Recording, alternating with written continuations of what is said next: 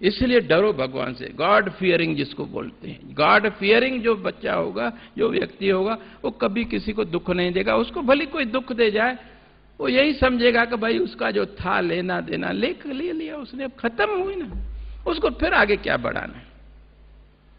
ये कर्मों का नियम बहुत अटल है बेटा। आपको मालूम है महाराजा दशरथ ने श्रवण कुमार को तीर मारा था और उसके माता पिता ने उसको श्राप दिया कि जिस तरह मैं पुत्र वियोग में हम प्राण छोड़ रहे हैं, वैसे ही आप भी पुत्र वियोग में प्राण छोड़ोगे। ये हम इसलिए आपको नहीं शराप दे रहे हैं कि हमको कोई आपसे के साथ द्वेष है, नहीं, जो होनी थी वो हो गई। लेकिन हमारे मन में करुणा का भाव है। आपको महसूस हो कि पुत्र वियोग में प्राण छोड़ते समय कितनी पीड़ा, असह्य पीड़ा होती है, तो आप फिर किसी आगे किसी जन्म में जाकर के किसी दूसरे श्रवण कुमार को तीर नहीं मारोगे। इसीलिए फिर भी देखो वो दया, महाराजा दशरथ के ऊपर श्रवण कुमार के मां बाप की ये करुणा की दृष्टि, दया। वह इसको एक बार मालूम हो जाए कि पुत्र वियोग में प्राण छोड़ने में कितनी पीड़ा है, फिर ये किसी जन्म में ऐसा काम नहीं करे, क्योंकि फिर ऐसा काम करेगा फिर भोगेगा। जिस व्यक्ति ने भूख देखी है, दुख देखे हैं, उसको मालूम है कि भूख में कितनी पीड़ा है। वो व्यक्ति जब किसी भूखे को देखता है तो उसको अपनी पीड़ा याद आ जाती है और खुद न खा करके भी उसको खिलाता है। लेकिन जो बच्चे अच्छे भरे पूरे संपन्न परिवारों में पले होते हैं, जिन्होंने कभी भूख नहीं देखी, दुख नहीं देखे, उसको किसी भूखे पर, किसी दुखी जीव पर दया नहीं आती है, क्योंकि उसे मालूम ही नहीं है कि दुख क्या होता है।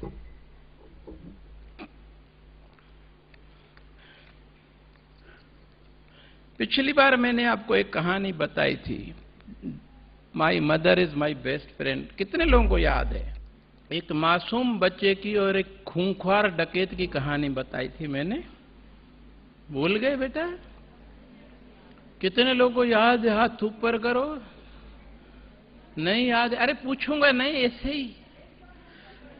अगर आज आपको वो कहानी याद है तो मैं आज आपको दूसरी कहानी जो आज के इस संदर्भ के साथ जुड़ी है वो मैं बताऊंगा बेटा। लेकिन पिछली याद नहीं है तो फिर आपको अधिकार नहीं है, और मैं भी मूर्ख नहीं हूं अनाधिकारी को उपदेश करूं। शाबाश, बढ़िया, गुड।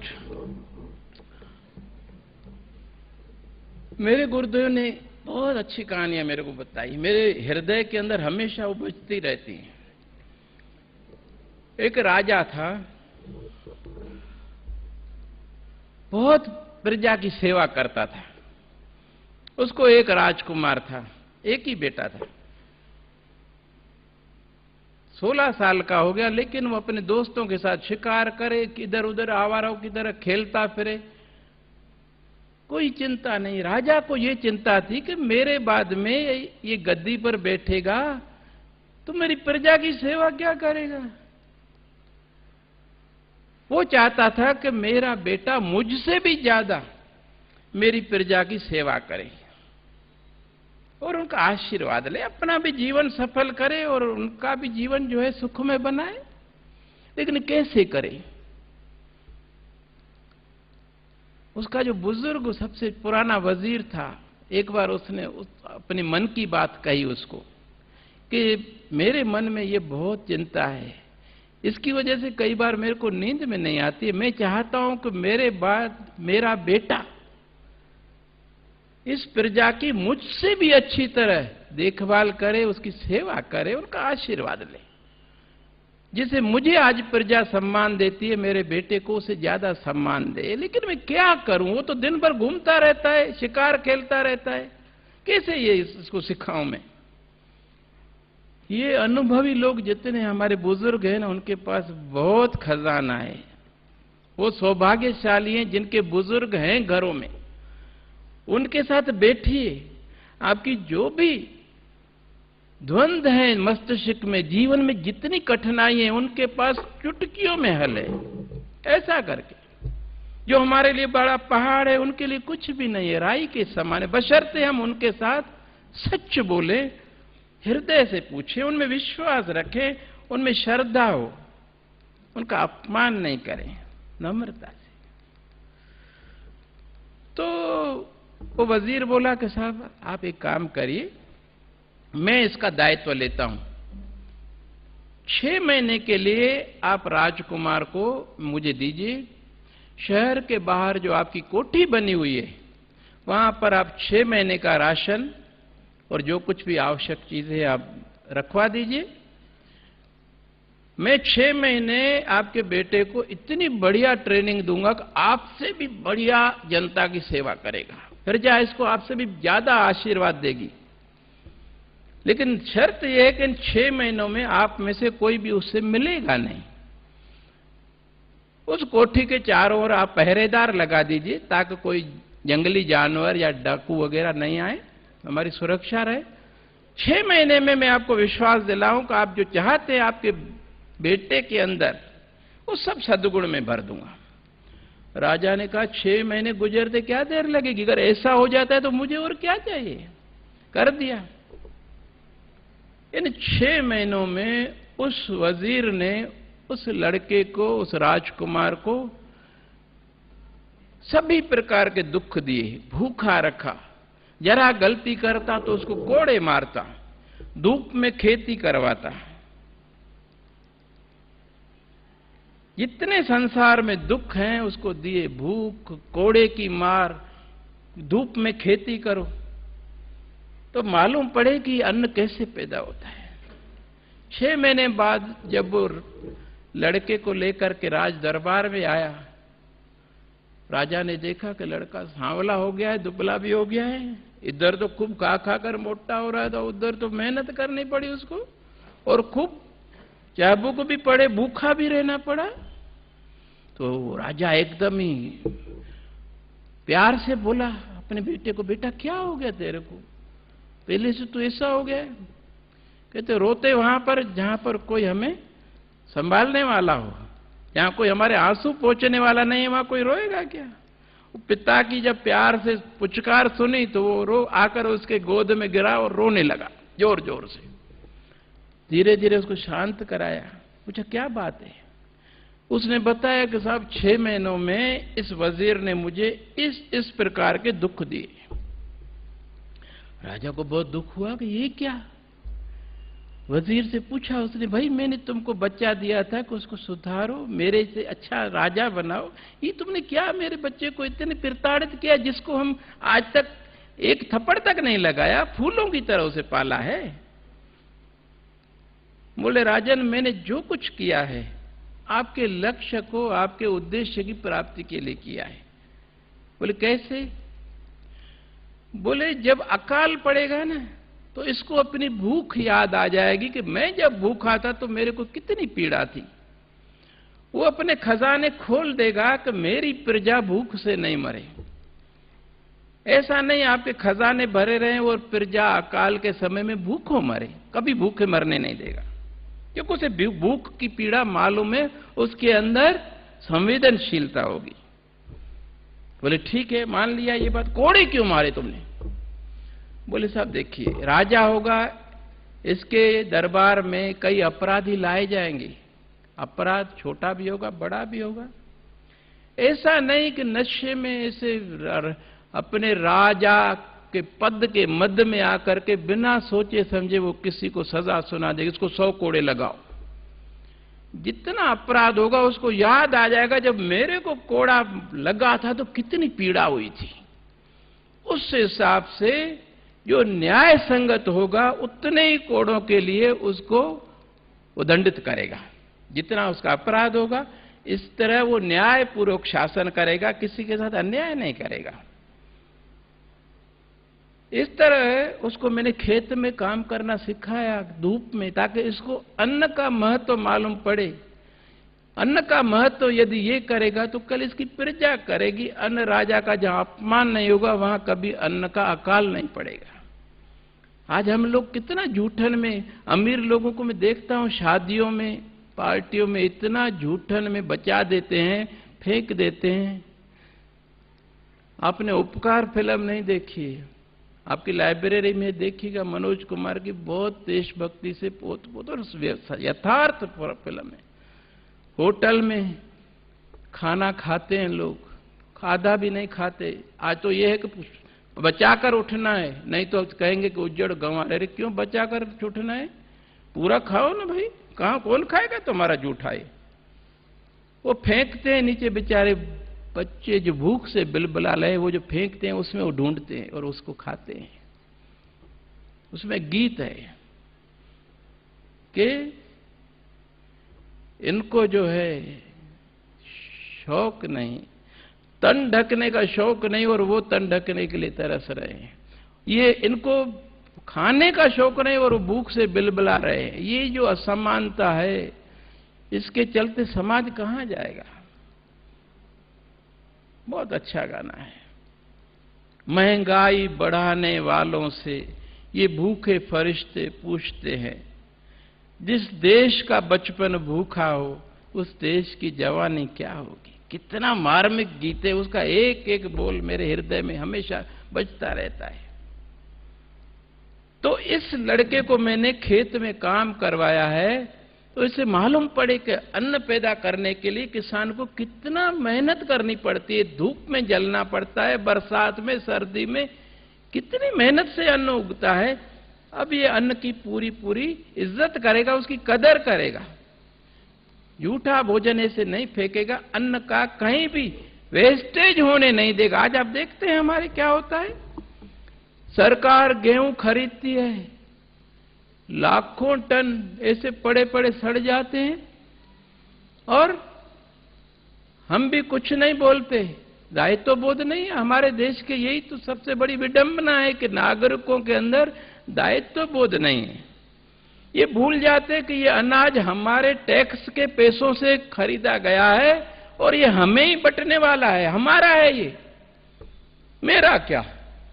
दायित्वहीन व्यवहार, दायित्वहीन मानसिकता, परिणाम क्या होता है? वो सड़ा हुआ गेहूं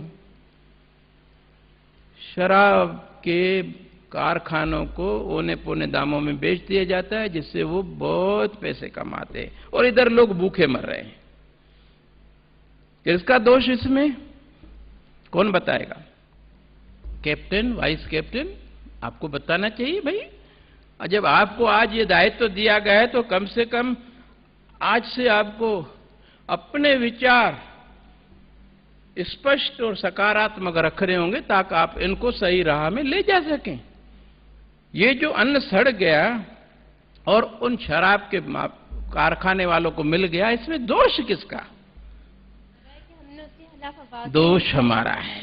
जिस दिन हमने ये महसूस किया बेटा हमारा दायित्व क्या है और हमने अपना दायित्व नहीं निभाया, तो बेटा भुगतना भी हमें ही पड़ता है। भीष्म पितामह को शरशैया पे लेटना पड़ा, मालूम है आपको क्यों? बैठिए। गुड, वेरी गुड बेटा। मुझे विश्वास है न सिर्फ 11th 12th का रिजल्ट, लेकिन आपके पीछे जो 10th में बिटियाएं आ रही हैं उनको कभी इस बार 44 की जगह 88 कम से कम गर्ल्स होंगी जो अबाव 9 CGPA ले आएंगी और उनको पुरस्कृत किया जाएगा, उनके माता पिता को सम्मानित किया जाएगा। इस कैबिनेट से ये उम्मीद ही नहीं, पूर्ण विश्वास रखता हूं। जो जवाब दिया आपने मेरे हृदय को छू लिया।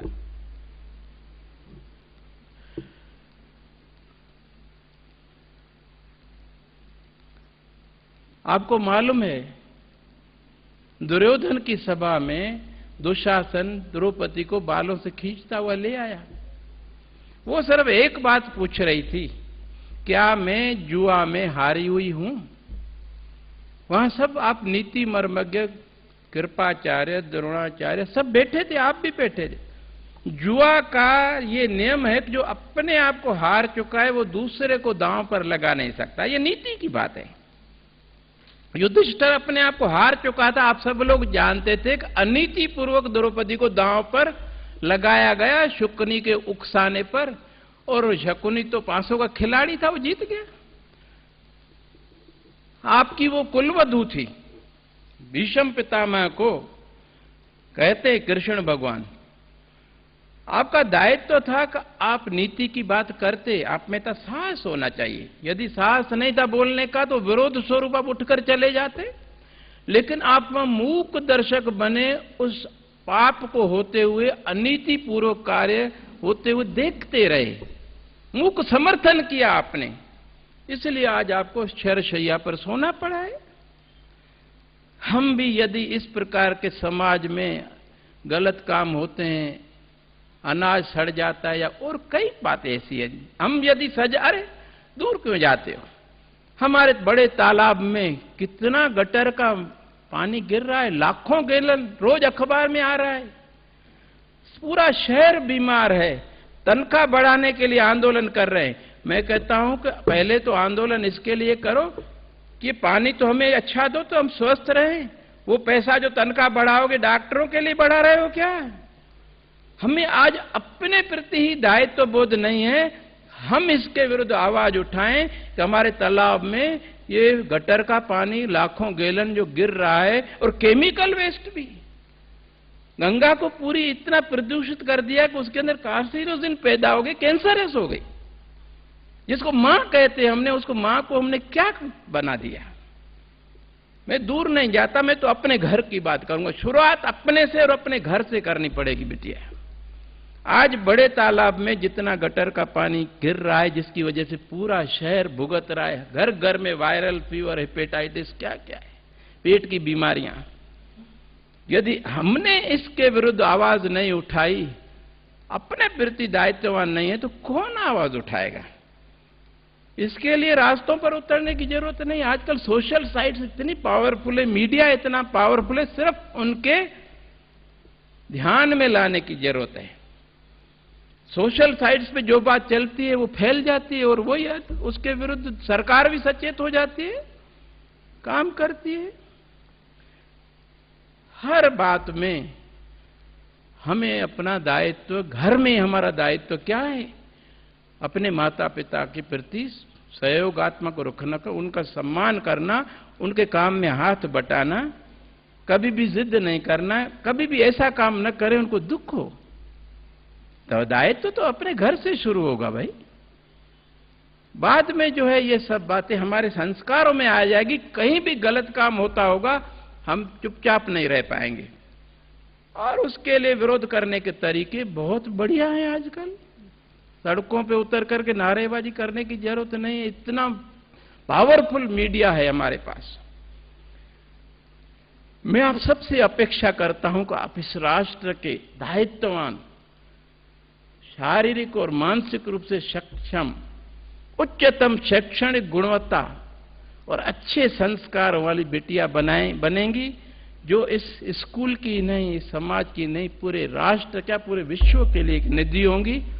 और मुझे इसमें कोई संशय नहीं, जब मां ऐसी होगी तो उसका बच्चा क्या बनेगा। कोई संशय नहीं कि आपके ही बच्चे, आपके पोते पड़पोते कल विभिन्न प्रकार के नोबेल प्राइजेस, जो इंटरनेशनल लेवल पे ऑस्कर, नोबेल, जितने प्राइजेस मिलते हैं आपको मालूम है, 40% प्राइज हम भारतीयों को मिलते हैं, अन्यवासी भारतीय, क्योंकि हम ऋषि मुनियों की संतान है। टैलेंट हमारे हेरिडिटी में है, जेनेटिक इंजीनियरिंग में है। लेकिन उसके लिए पहले खुद को तपाना पड़ेगा बेटा, अपने को बनाना पड़ेगा। स्वामी विवेकानंद जी कहते थे, खुद बनो औरों को बनाओ। आज का ये कार्यक्रम मैं तभी सफल समझूंगा, इस बार स्कूल के अंदर अनुशासन, समय की पाबंदी, नियमित रूप से क्लास में आना, ध्यान से टीचर्स को सुनना, समझना, और यहां से जाकर के पढ़ाई में जुट जाना। समय पे पढ़ाई करो, समय पर खेलो, समय पर थोड़ा टीवी भी देखो, लेकिन समाचार देखो जो आपको काम आए आगे। बहुत अच्छी अच्छी नेट, जियो ज्योग्राफिक, हिस्ट्री 18, इतने पुराने अच्छी चीजें आती हैं कि हमारे नॉलेज को इतना इनहेंस करती है, और बहुत ही रोचक भी हैं। लेकिन हम तो बाबा, सास भी कभी बहू थी, और तारक मेहता था क्या, जिज्जू जिज्जा, ये देखते रहते हैं। अरे क्या रखा है इसमें। हम वो समय वहां थे जहां से हमें कुछ मिले, मॉरल लेसन मिले, हमारे जीवन को लक्ष्य की ओर बढ़ाने के लिए, हमारे विचारों को सकारात्मक दिशा दे, रचनात्मक दिशा दे। यदि उससे वो नहीं मिलता है तो सीरियल किसी काम का नहीं है, wastage of energy and time. और वो आप जैसी बिटिया करेगी तो आगे कैसे बढ़ेगी अपने लक्ष्य की तरफ। अपना समय और शक्ति व्यर्थ में बर्बाद करने की जिसको आदत है वो जीवन में आगे नहीं बढ़ सकता। आपके सुख, समृद्ध, स्वस्थ, मंगलमय भविष्य की कामना करते हुए परमपिता परमेश्वर से प्रार्थना करता हूं कि आपको शक्ति दे, सद्मार्ग दे, आपको इस गलत संग से बचाए और आप अपने आप से ईमानदार रहो, अपने विवेक की नजरों में न गिरो तो कोई आपको गिरा नहीं सकता। हम खुद अपने दुश्मन हैं, हम खुद अपने मित्र हैं। जहां विचार बिगड़ गए तो सब बिगड़ गया। धन्यवाद। वंदे मातरम।